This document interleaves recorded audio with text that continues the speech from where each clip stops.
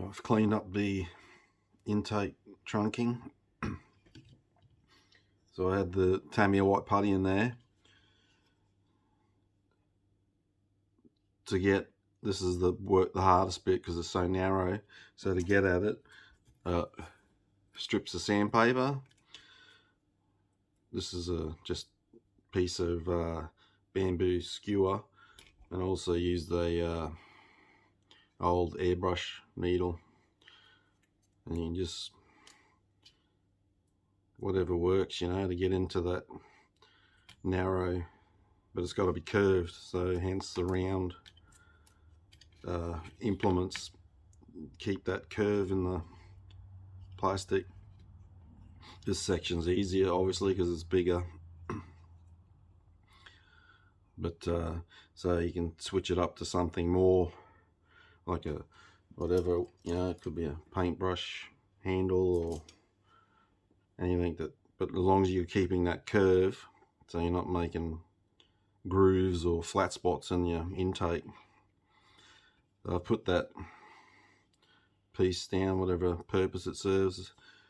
As I mentioned, there's a bit of a gap there, so I'm going to put a bit of putty in it, just a bit of perfect plastic putty. It's water soluble, so I can just wipe it back straight away.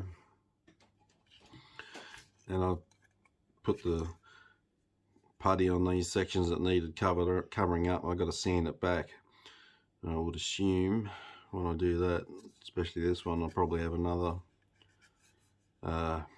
need another session of putty, or if it's only a small dimple or hole, I could probably use a bit of CA glue. I'll see when I sand it back. I've painted up the intakes now white. I put that putty around that piece that goes down. I painted up the fan aluminium, the first stage intake blades. You're not one that goes in, you really won't see it, but that's the way the cookie crumbles. I want to point out a problem with this kit that is still the same. When you put this intake lip, it slots into the fuselage. Okay, when you line up, that side's lined up, but this side, the lip is narrower than the intake, so you need to take some plastic out of it. Now this is the same problem as on the all the other Kinetic F-16s I've built, so nothing's changed with that. So I'll normally, in the past, I glue it in and clean it up, but this time I'm gonna take it away, clean it before I glue it in, so I don't damage the white paint in there. I cleaned that up. Oops, that lip. Bit of a tip, if you've never done an F-16, paint, I've primed it, I've got to paint it, but paint the inside of your intake lip before you glue it in. It's easier to get at. And this top section where the seam line joint is, you don't need to clean it up, because when that goes in, that covers it over and you can't see it anyway. That'll save yourself a bit of time, and for ease, mask up your white paint of your intake, and then paint your lip, because the lip is the colour of the bottom of the aircraft. It's not white on the inside.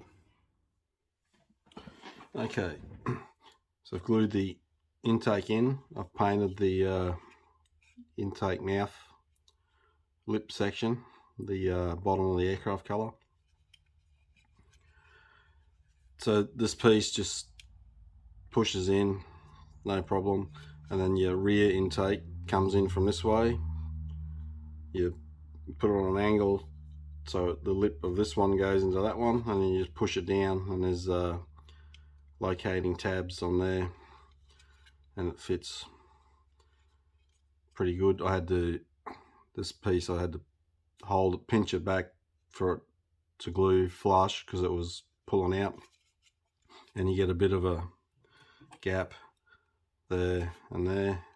That's generally an area I have a bit of issue with on Kinetic F-16s, so it needs a bit of touch of filler. So that's in, and then we're up to the stage you can put the fuselage together. There's no mention of nose weight, and not there anyway, unless they actually show when the nose is going on. From memory, no.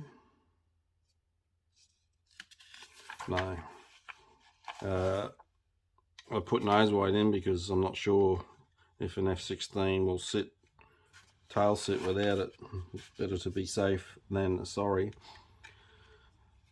So I sanded back and primed where I had filled these holes, these panels in, and I needed, like I said, I needed another round, a bit more. So that's got to dry overnight. It's a Tamiya white putty again.